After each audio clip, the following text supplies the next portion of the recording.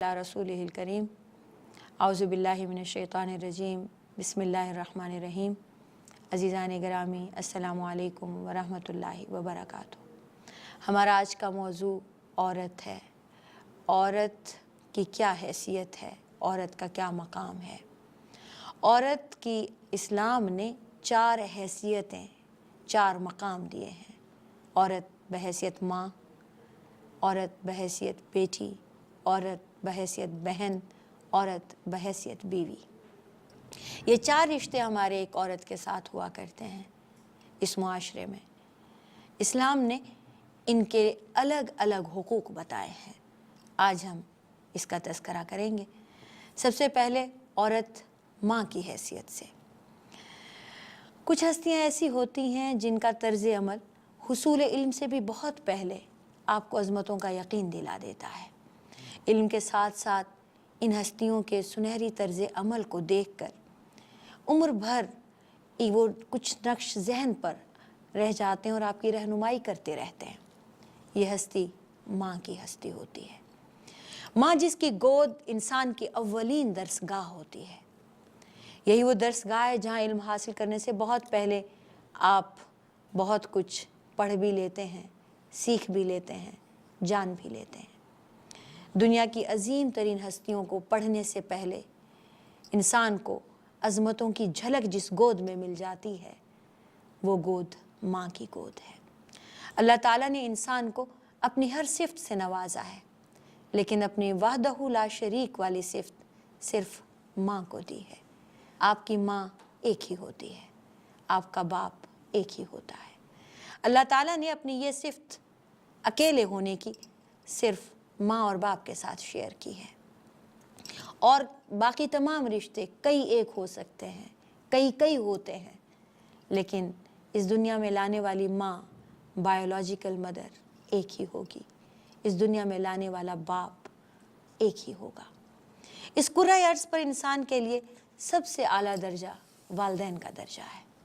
सबसे आला रिश्ता वालिदैन का रिश्ता है। और इन दोनों में भी, वालिदैन में भी माँ का रिश्ता है। अल्लाह ताला इस दुनिया में आपको भेजता है दुनिया की कामयाबी और आखिरत की निजात के ज़रिए। वो ख़ुद बता दिया करता है, माँ बाप की रज़ामंदी में, ख़ास तौर से माँ की रज़ा में आपकी दुनिया की कामयाबी और आखिरत की निजात हुआ करती है। ये वाहिद रिश्ता वो है अज़ीज़ान गिरामी जो आपसे हार कर भी ख़ुद को फ़ातिह समझता है, जो आपको अपने आगे निकल देने के लिए बेचैन रहता है। कोई रिश्ता ऐसा नहीं जो उस वक्त हसद न करे जब आप उससे आगे बढ़ रहे हों। हाँ, सिर्फ़ एक माँ बाप का रिश्ता, वालिदैन का रिश्ता, और उसमें भी बिलखुसूस माँ का रिश्ता ऐसा रिश्ता है कि आप उससे आगे निकलते हैं तो वो फ़ख्र महसूस करती है। आपकी हर कामयाबी को वो अपनी कामयाबी समझती है। आपकी बदनामी, आपकी रुसवाई को वो अपनी रुसवाई, अपनी ज़िल्लत समझती है। और आपको दुनिया भर से ऐसे बचाती है, ऐसे डिफेंड करती है कि बाज़ औक़ात वो आपको अपने शौहर से, आपके अपने बाप से भी बचाती फिरती है। उसको इस बात पर भी यकीन नहीं आता कि मेरे बच्चे के साथ ये भी उसका बच्चा है, उसका भी बच्चा है, लेकिन वो ये डर जाती है कि कहीं इसके साथ जुल्म ना कोई कर ले। उसको यकीन है कि मेरी ज़ात के सिवा और हर कोई जुल्म कर सकता है। और ये यकीन अल्लाह ताला के बाद एक सिर्फ माँ को इस यकीन का हक़ हासिल है कि वो न तो माँ अपनी औलाद के साथ जुल्म कर सकती है और न अल्लाह अपनी मखलूक के साथ जुल्म कर सकता है। अल्लाह के रसूल ने माँ के कदमों तले जन्नत रखी है। आप सल्लल्लाहु अलैहि वसल्लम ने फरमाया कि माँ के कदमों के नीचे जन्नत है। जिहाद जो ईमान के बाद सबसे बड़ा अमल करार दिया, आप सल्लल्लाहु अलैहि वसल्लम ने कई मरतबे कई सहाबा को जिहाद पर जाने से रोक दिया, ये पूछ कर के तुम्हारी माँ ज़िंदा है, या जिनके बारे में आपको मालूम होता था कि इनकी वालदा बीमार हैं, तो आप फरमाते थे जाओ तुम्हारी माँ की खिदमत में जिहाद है, तुम्हारा यही जिहाद है, तुम्हें घर बैठे माँ की खिदमत करके जिहाद का अजर मिल जाएगा, तुम कहीं नहीं जा सकते। इसी तरह से एक मरतबे एक सहाबी ने सवाल किया कि अगर मैं यमन से अपनी माँ को कंधों पे उठा के کیونکہ میں غریب ہوں، سواری کا انتظام نہیں کر سکتا، یمن سے کندھوں پہ اٹھا کے لایا ہوں اور مکہ میں لا کے پورا حج کرایا ہے، پھر مکہ سے مدینہ لایا ہوں، تو اب تو میری ماں کا حق ادا ہو گیا۔ تو آپ نے جواب دیا کہ ایک رات کا بھی نہیں، ایک رات کا بھی نہیں۔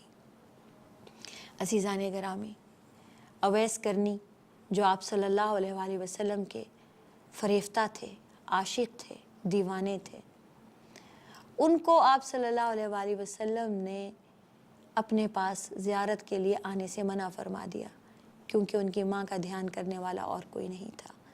وہ وہاں بیٹھ کر تڑپتے تھے، اور احد کی جنگ میں جب آپ صلی اللہ علیہ وآلہ وسلم کے دندان مبارک شہید ہوتے ہیں تو اویس کرنی وہاں پہ اپنا ایک ایک دانت اکھیڑ دیتے ہیں کہ رسول اکرم صلی اللہ علیہ وآلہ وسلم کا یہ دانت شہید ہوا ہوگا یا یہ دانت شہید ہوا ہوگا۔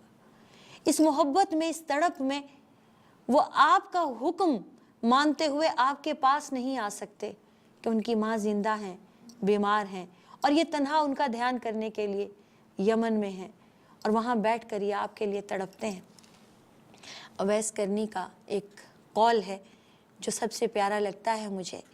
کہتے ہیں کہ آپ صلی اللہ علیہ وآلہ وسلم کی زیارت کا تو بدل ہے کہ اگر آپ کو نہیں دیکھ سکے تو آپ کی زیارت کا بدل ہے، اور وہ آپ کی اطاعت میں ہے کہ آپ نے جو جو حکم دیا آپ کی اتباع کی جائے، آپ کی اطاعت کی جائے، یہ بمقابل آپ کی زیارت کے ہے، لیکن آپ کی اطاعت کا کوئی بدل نہیں۔ آپ کی اطاعت میں نجات ہے، اس کا کوئی بدل نہیں۔ اگر میں آپ کو نہیں دیکھ سکا تو آپ کی زیارت تو آپ کی اطاعت تو کر سکتا ہوں، اگر زیارت نہیں کر سکا، لیکن نعوذ باللہ اگر اطاعت نہ کی تو اس کے مقابل تو کوئی چیز نہیں۔ اسی طرح اللہ تعالیٰ نے، اللہ کے رسول نے ماں کو باپ پر بھی فضیلت دی۔ آپ صلی اللہ علیہ وآلہ وسلم نے ایک مرتبہ ایک صحابی کے سوال کے جواب میں فرمایا کہ تمہاری حسن سلوک کا سب سے زیادہ مستحق تمہاری ماں ہے، اور باپ سے 3 درجے زیادہ۔ ان صحابی نے پھر سوال کیا، یا رسول اللہ اور اس کے بعد کون؟ آپ نے فرمایا تمہاری ماں۔ اور اس کے بعد کون؟ آپ نے فرمایا تمہاری ماں۔ اور اس کے بعد کون؟ آپ نے فرمایا تمہاری ماں۔ اور اس کے بعد کون؟ آپ نے فرمایا تمہارا باپ۔ اللہ تعالیٰ نے جب اپنی محبت کی مثال دی تو ممتا سے دی۔ فرمایا میں 70 ماؤں کی ایک ماں ہوں، یعنی اس دنیا میں انسان جس نسل کا ہو، جس قوم کا ہو، کوئی سی بھی بولی بولتا ہو، ماں کی محبت پر شک نہیں کر سکتا۔ اور یہ سمجھانا کہ محبت کسے کہتے ہیں، ایک ماں کی مثال سے اللہ تعالیٰ نے بھی اپنی مثال دے دی۔ اللہ تعالیٰ کی صورت اس دنیا میں ماں کی صورت میں ہے۔ اللہ تعالیٰ نے اپنی محبت کو 70 ماؤں کی محبت سے ملایا ہے کہ جس طرح سے اس دنیا کی محبت دیکھتے ہو، جس طرح سے ممتا دیکھتے ہو، جس طرح سے یہ ماں کی دیوانگی اور تڑپ دیکھتے ہو۔ بیمار بچہ ہوتا ہے اور تڑپتی وہ ہے، راتوں کو بچے کی خدمت کے لیے جاگتی ہے، مگر اسے اپنے اوپر ترس نہیں، پھر بھی بچے پر ترس آتا ہے، اپنے منہ کا نوالا بچے کے لیے دیتی ہے، بچے کو دنیا کی گرم اور سرد سے بچاتی پھرتی ہے۔ ماں ڈگری ہولڈر نہ بھی ہو، بہت زیادہ تعلیم یافتہ نہ بھی ہو، ماں بہت زیادہ تعلیم یافتہ ہو بھی تو بھی ماں صرف ماں ہے۔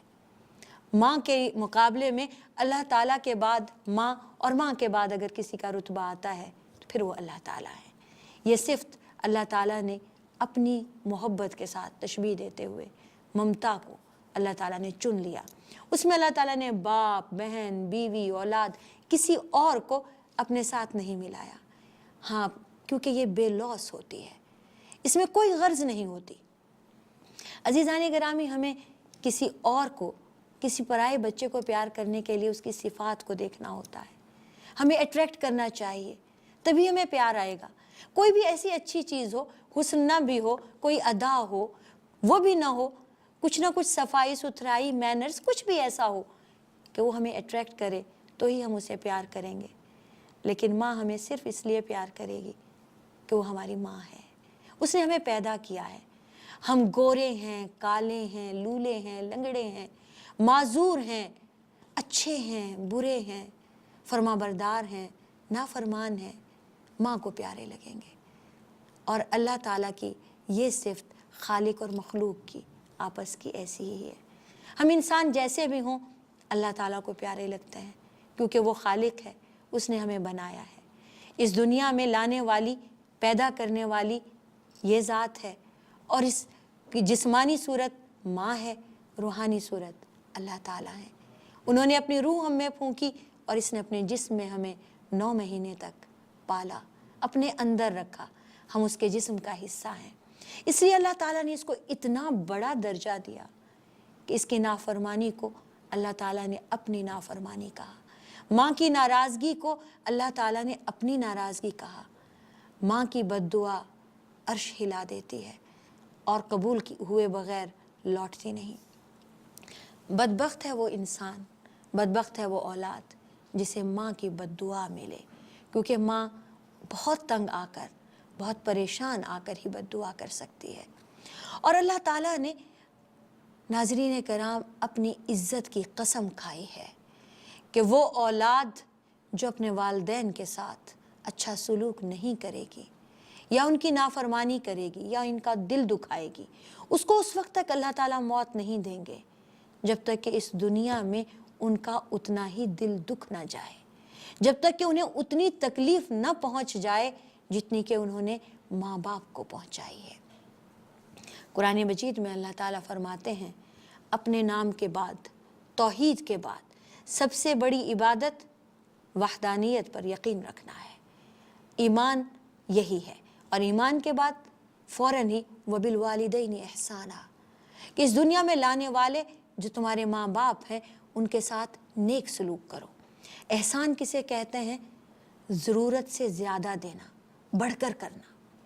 آپ کے ساتھ جتنا ہو رہا ہے آپ اتنا بھی نہیں پہنچ سکتے، کیونکہ آپ صلی اللہ علیہ وآلہ وسلم نے فرمایا تم نے ایک رات کا حق بھی ادا نہ کیا، یعنی آپ انہیں کندھوں پر اٹھا کر حج بھی کرا دے اور پھر مکہ شریف سے مدینہ منورہ بھی سفر کر کے کندھوں پر لے آئیں، تو بھی اگر ایک رات کا حق ادا نہیں ہوا تو احسان کہاں سے کم کر پائیں گے؟ احسان تو حق سے بڑھ کر کرنا ہے۔ ان کو اف تک نہ کہو، قرآن مجید میں آتا ہے وَلَا تَقُلْ لَهُمَا اُفٍّ وَلَا تَنْهَرْهُمَا۔ اگر وہ بوڑھے ہو جائیں اور بڑھاپے میں آ کر بعض اوقات ماں باپ بھی زیادتی کر جاتے ہیں، ماں باپ بھی سختی کر جاتے ہیں، ماں باپ بھی سخت کلامی کر جاتے ہیں، اور بعض اوقات محسوس ہو رہا ہوتا ہے کہ ایسا نہیں کرنا چاہیے، انہوں نے غلط کیا ہے، تو بھی انہیں اف تک نہ کہو اور جھڑکنا بھی نہیں، کیونکہ جب انسان ضعیف ہوتا ہے، بوڑھا ہوتا ہے تو بچوں جیسی حرکتیں کرنے لگتا ہے، اور بچہ جب وہی حرکت کرتا ہے تو ہم اسے بچہ سمجھ کے ٹال مٹول کر دیتے ہیں، چھوڑ دیتے ہیں، اگنور کرتے ہیں۔ اور اگر ماں باپ وہ بات کریں تو ہمیں شرم آتی ہے کہ لوگ کیا کہیں گے، اس کے ماں باپ نے ایسا کہا، جبکہ اس وقت بھی ہمیں یہی سوچنا چاہیے کہ اب بڑھاپا آ گیا تو بڑھاپا بچپن کی طرح ہی ہے، ان کی عقل جاتی رہی، ان کے قوا ویسے مضبوط نہیں رہے، ان کے اعصاب ویسے مضبوط نہیں رہے، ان میں برداشت کم ہو گئی، تو اب ہمیں دل بڑا کرنا ہوگا، اب ہمیں ظرف بڑا کرنا ہوگا، اب ہمیں بڑا بن جانا ہوگا، اب ہمیں انہیں ویسے ہی پالنا ہوگا جیسے جب ہم بچے تھے اور وہ پال رہے تھے۔ اللہ تعالیٰ نے اس دنیا میں عورت کو جو مقام دیے ہیں ان میں سب سے اونچا درجہ ماں کا ہے، اور عورتوں کو ہی نہیں، مرد بھی یہاں پہ اللہ تعالیٰ نے پیچھے چھوڑ دیے ہیں۔ جب انسانوں میں بات آتی ہے تو سب سے بڑا رتبہ ماں کا آتا ہے، اس میں مرد بھی پیچھے رہ جاتا ہے۔ اس کی وجہ کیا ہے؟ حملتہ امہ وہنا علی وہن وحملہ وفصالہ 30 شہرا۔ اللہ تعالیٰ خود بتاتے ہیں اس کی وجہ یہ ہے کہ اس کی ماں نے اسے بہت ضعف پر ضعف لے کے حمل میں رکھا، اپنے پیٹ میں رکھا، اور اس کا دودھ چھڑانے کا وقت اور اس کا حمل کا وقت 30 مہینے بنتا ہے، 1 نہ 2 دن۔ یہ بچہ معمولی چیز نہیں ہے، یہ اللہ تعالیٰ کی بہت بڑی آزمائش بھی ہے نعمت کے ساتھ ساتھ۔ اس کو پیدا کرنا بھی بہت مشکل، اس کو پالنا بھی بہت مشکل، اس کی تربیت بھی بہت مشکل، اور ماں کی گود ہی آپ کی پہلی درس گاہ ہے، ماں کی گود ہی آپ کی سب سے بڑی تربیت گاہ ہے۔ آپ یہاں سے پورے بن کے نکلتے ہیں، ایک شخصیت مکمل ہو جاتی ہے۔ اگر ماں نیک ہوگی، اگر ماں اچھی ہوگی تو بچہ اچھا ہوگا۔ بہت ساری چیزیں ہم ماں کی گود سے سیکھ لیتے ہیں، ابھی ہم بولنا جانتے نہیں، لیکن ہمارے کان سننا جانتے ہیں، ہمارے دماغوں میں کمپیوٹر کی طرح فیڈ ہو جاتی ہیں بہت ساری وہ باتیں جو مائیں بولتی ہیں، بچے سیکھتے رہتے ہیں اور پھر وہی دہراتے رہتے ہیں۔ عزیزان گرامی، مادری زبان بھی تو یہی ہے۔ ماں نے ایک بات کہی، 2 کہی، 3 کہیں، 4 کہیں، آپ کے ذہن میں فیڈ ہوتی گئیں، بھرتی گئیں، جمع ہوتی گئیں، اور ایک وقت ایسا آیا کہ آپ اسے بولنے لگے۔ اسے مادری زبان کہتے ہیں، اور یہ ماں کی گود میں بچہ سیکھتا ہے، وہ چاہے جیسی بھی بولتی ہو۔ اسی لیے آپ صلی اللہ علیہ وآلہ وسلم نے فرمایا کہ ماں باپ کو محبت کی نظر سے دیکھنا بھی ایک مقبول حج کا ثواب ہے۔ ایک صحابی نے سوال کیا، یا رسول اللہ، اگر ایک حج کا ثواب ایک بار پیار سے دیکھنے میں مل جاتا ہے، میں دن میں 100 بار دیکھوں گا، تو آپ صلی اللہ علیہ وآلہ وسلم نے جواب دیا، اللہ تعالیٰ کے پاس اس سے کہیں زیادہ اجر ہے کہ وہ تمہیں ایک دن میں 100 حج کا اجر دے دے۔ اسی طرح سے عبداللہ بن مسعود کا ایک قول ہے، مسجد کی طرف دیکھنا عبادت ہے، قرآن کی طرف دیکھنا عبادت ہے، ماں باپ کی طرف دیکھنا عبادت ہے۔ اب عورت کی دوسری حیثیت، بحیثیت عورت، بحیثیت بیٹی کے، آپ صلی اللہ علیہ وآلہ وسلم نے فرمایا، عورت اگر بیٹی ہے تو رحمت ہے۔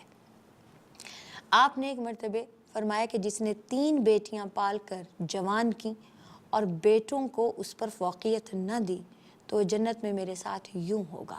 آپ نے اپنی شہادت کی انگلی کے ساتھ انگلی ملاتے ہوئے فرمایا کہ جنت میں میرے ساتھ یوں ہوگا۔ تو ایک صحابی جن کی 2 بیٹیاں تھیں، انہوں نے سوال کیا، یا رسول اللہ، اور جس کی 2 بیٹیاں ہوں؟ آپ نے فرمایا وہ بھی۔ اور ایک روایت میں ہے کہ کسی نے سوال کیا جس کی 1 بیٹی ہو، تو آپ نے فرمایا وہ بھی۔ اور ایک روایت میں ہے کہ اگر ہم اس وقت 1 بیٹی کا سوال کرتے تو بھی آپ یہی جواب دیتے۔ آپ صلی اللہ علیہ وآلہ وسلم نے بیٹی کی عزت اور احترام کرنے کا حکم دیا۔ آپ خود بھی بیٹیوں کا بہت احترام کرتے تھے۔ حضرت فاطمہ آتی تو آپ کھڑے ہو جاتے تھے، اپنے کندھے سے چادر اتارتے اور ان کے لیے بچھاتے تھے، انہیں اس پر بٹھاتے تھے۔ ایک بار ایک جنگ میں ایک قبیلہ طے، جس کے حاتم طائی مشہور ہیں، ایک لڑکی قیدی بن کر آئی، اور وہ ظاہر قید میں تھی، بیڑیوں میں جکڑی ہوئی تھی، زنجیروں میں، اور اس کی بے پردگی ہو رہی تھی۔ آپ صلی اللہ علیہ وآلہ وسلم نے اپنی چادر اس کے اوپر ڈال دی اور فرمایا، بیٹی کسی بھی قوم کی ہو، قابل عزت و احترام ہے۔ آپ صلی اللہ علیہ وآلہ وسلم نے فرمایا کہ بیٹی ہر حال میں آپ کی ذمہ داری ہے، شادی سے پہلے بھی، شادی کے بعد بھی۔ حضور اکرم صلی اللہ علیہ وآلہ وسلم کی 2 بیٹیوں کو طلاق ہو گئی تھی۔ ابو لہب نے اپنے بیٹے عتبہ اور عتیبہ کو حکم دیا کہ آپ صلی اللہ علیہ وآلہ وسلم کو تکلیف پہنچانے کے لیے ان کی دونوں لڑکیوں کو طلاق دے دیں، یہ اسلام کی سزا تھی، اسلام لانے کی۔ تو آپ صلی اللہ علیہ وآلہ وسلم نے مرحبا کہہ کے آپ نے فرمایا کہ ٹھیک ہے، اللہ کا حکم یہی ہے، اور میں پہلے سے بھی زیادہ ان کی عزت کروں گا، میں پہلے سے بھی زیادہ ان سے محبت کروں گا۔ اسی لیے آپ نے مطلقہ اور بیوہ بیٹی اور بہن کے دوسرے نکاح میں عجلت کا حکم دیا، اور فرمایا کہ جنازے میں مطلقہ اور بیوہ کے دوسرے نکاح میں جلدی کرو۔ عورت بحیثیت بہن کے، آپ صلی اللہ علیہ وآلہ وسلم نے اسے مرد کی ذمہ داری قرار دیا ہے۔ اگر غیر شادی شدہ ہے اور خدا نخواستہ والد کا انتقال ہو گیا ہے، تو یہ بھائی کی ذمہ داری ہے کہ وہ اس کا نکاح کرے، اس کی معاشرت، اس کا رہن سہن، اس کی دیکھ بھال بالکل ویسے ہی کرے جیسے ایک والد کیا کرتا ہے۔ بہن اگر بڑی ہے تو اسے ماں کا درجہ دیا ہے، بہن اگر چھوٹی ہے تو اسے بیٹی کا درجہ دیا ہے۔ بہن اگر بیوہ یا مطلقہ ہے تو وہ بھی ذمہ داری ہے، اس کا دوسرا نکاح کرانا آپ کی ذمہ داری ہے، اور جب تک کہ اس کا دوسرا نکاح نہ ہو تو آپ کو اسے اپنے ساتھ اچھی طرح سے رکھنا، اس کی دیکھ بھال کرنا بھائی کی ذمہ داری ہے۔ اور اگر فرض کیجئے کہ وہ اپنے گھر میں سکھی نہیں ہے، خرچ پورا نہیں ہوتا، تو بھی ذمہ داری ہے کہ اس کا خیال کیا جائے۔ بھائیوں کی ذمہ داری بحیثیت بہن کے اس وقت پوری ہوتی ہے جب وہ ان کی ہر طرح سے دیکھ بھال کریں، معاشی طور سے بھی، اخلاقی طور سے بھی۔ بہن بھائیوں کی ذمہ داری ہر عمر میں رہیں گی، چھوٹی ہوں یا بڑی ہوں۔ چھوٹی ہیں تو بیٹیوں کی طرح، بڑی ہیں تو احترام کے ساتھ ماں کی طرح، لیکن ذمہ داری، یعنی بھائی اگر چھوٹا بھی ہے تو بھی ذمہ دار ہے، اسی لیے اللہ تعالیٰ نے مرد کو قوام بنایا ہے۔ ناظرین کرام، خاص طور سے میں بہنوں سے یہ بات کہوں گی کہ اس بات میں آ کے کبھی کبھی خواتین کم ظرفی کا مظاہرہ کر جاتی ہیں اور لے کے اللہ تعالیٰ سے ہی شکوے بیٹھ جاتی ہیں کہ ہمیں بھائیوں کو زیادہ رتبہ دیا یا بھائیوں کو زیادہ وراثت دی یا بھائیوں کو زیادہ حق دیا۔ نہیں، بھائیوں کو آپ کا ذمہ دار بنایا۔ آپ شادی کے بعد بھی ان کی ذمہ داری رہیں گی، شادی سے پہلے بھی ان کی ذمہ داری رہیں گی۔ اللہ تعالیٰ نے سوچ سمجھ کر یہ تمام قوانین بنائے۔ وآخر دعوانا ان الحمد للہ رب العالمین۔